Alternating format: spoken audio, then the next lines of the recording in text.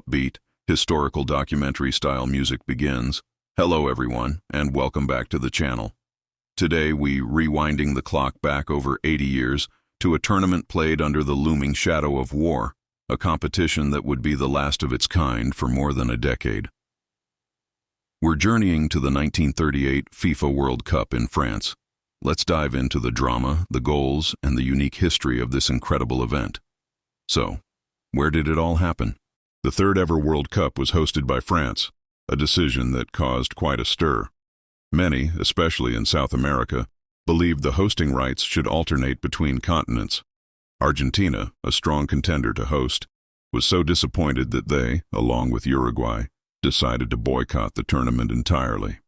This decision significantly shaped the competition before a single ball was even kicked. The qualification process was also unique.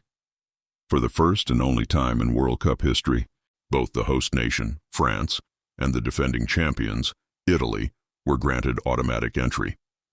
This left only 14 spots up for grabs among the remaining nations. The qualifiers were filled with intrigue. Austria, a footballing powerhouse at the time known as the Wonder Team, successfully qualified. However, due to the Anschluss in March 1938, where Germany annexed Austria, the Austrian team was disbanded. Some of their star players were controversially integrated into the German squad, but the team's chemistry was never the same. Their spot in the tournament was left vacant, so only 15 teams actually competed. Spain was also absent, embroiled in its own devastating civil war. With the stage set, the tournament kicked off on June 4, 1938. Unlike the group stages we know today, the 1938 World Cup was a straight knockout tournament from the very beginning. Lose one match, and you were on the next boat home. This format created instant high-stakes drama in every single game. Let's walk through the first round, the round of 16. The action began with a bang. Switzerland and Germany played out a tense 1-1 draw, forcing a replay. In the replay, the Swiss pulled off a stunning upset, winning 4-2 despite Germany taking an early lead. This was a huge shock and a major talking point of the tournament. The host nation, France, comfortably dispatched their neighbors Belgium with a 3-1 victory. Meanwhile, the reigning champions, Italy, had a tougher time against Norway.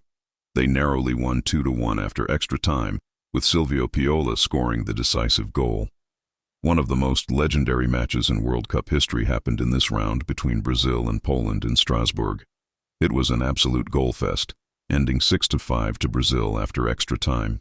Brazil's Leonidas da Silva, the Black Diamond, was sensational, scoring a hat-trick. Poland's striker, Ernest Wilimowski, was equally brilliant, scoring 4 goals in a losing effort. A truly heroic performance. Elsewhere, Czechoslovakia defeated the Netherlands 3-0 after extra time, and Hungary made a powerful statement by thrashing the Dutch East Indies, now Indonesia, 6-0. This was the first and, to this day, only appearance by a Southeast Asian nation at the World Cup. Cuba provided another surprise, drawing 3-3 with Romania and then winning the replay 2-1 to advance. Sweden received a bye to the quarterfinals due to Austria's withdrawal. Now for the quarterfinals, and the intensity just kept rising.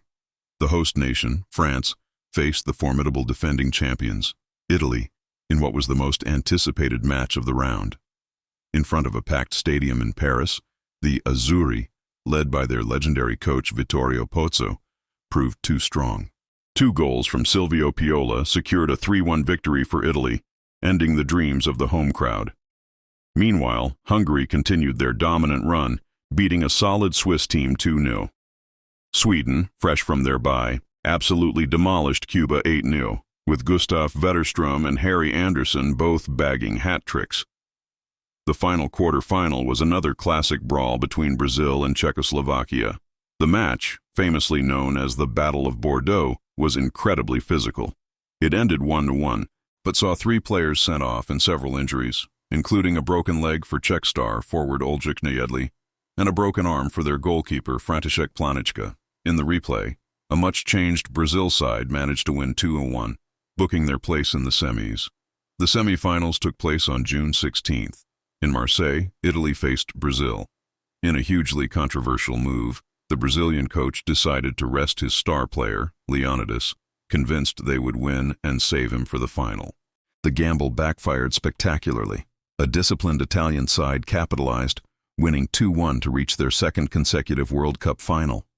The other semi-final was a one-sided affair. Hungary was simply on another level, crushing Sweden 5-1 in Paris. Gyula Zengeler scored a hat-trick, cementing Hungary's status as the tournament's most potent attacking force. Before the grand finale, Brazil and Sweden met in the third-place playoff. This time, with Leonidas back in the lineup, Brazil showed their true class. Leonidas scored 2 more goals, bringing his tournament total to 7 and securing the Golden Boot as the top scorer. Brazil won the match 4-2, claiming the bronze medal. And so we arrive at the final. On June 19, 1938, at the Stade Olympique de Colombes in Paris, reigning champions Italy faced the mighty Hungary. The stage was set for a classic encounter between Italy's U.S. disciplined defense and Hungary's U.S. free-flowing attack. The Italians, wearing their controversial all-black Divisa Nera kit, took an early lead through Gino Colausi. Hungary quickly equalized, but Italy's star duo, Silvio Piola and Gino Colausi, were unstoppable. They both scored again before halftime to give Italy a 3-1 lead. In the second half, Hungary's captain, György Sarosi, pulled one back to make it 3-2, setting up a nervy finish. But with just 8 minutes remaining, the prolific Silvio Piola scored his second goal of the match, sealing a 4-2 victory for Italy. The final whistle blew, and Italy had done it. They became the first team to successfully defend their World Cup title, a feat that has only been matched by Brazil since. Their coach, Vittorio Pozzo, remains the only coach to ever win 2 World Cups. The 1938 tournament was a showcase of incredible talent, unforgettable matches, and high drama. It gave us stars like Italy's Piola and Meazza, and Brazil's Leonidas, who captivated the world with their skill. Sadly, the outbreak of World War II the following year meant this was the last World Cup for 12 long years.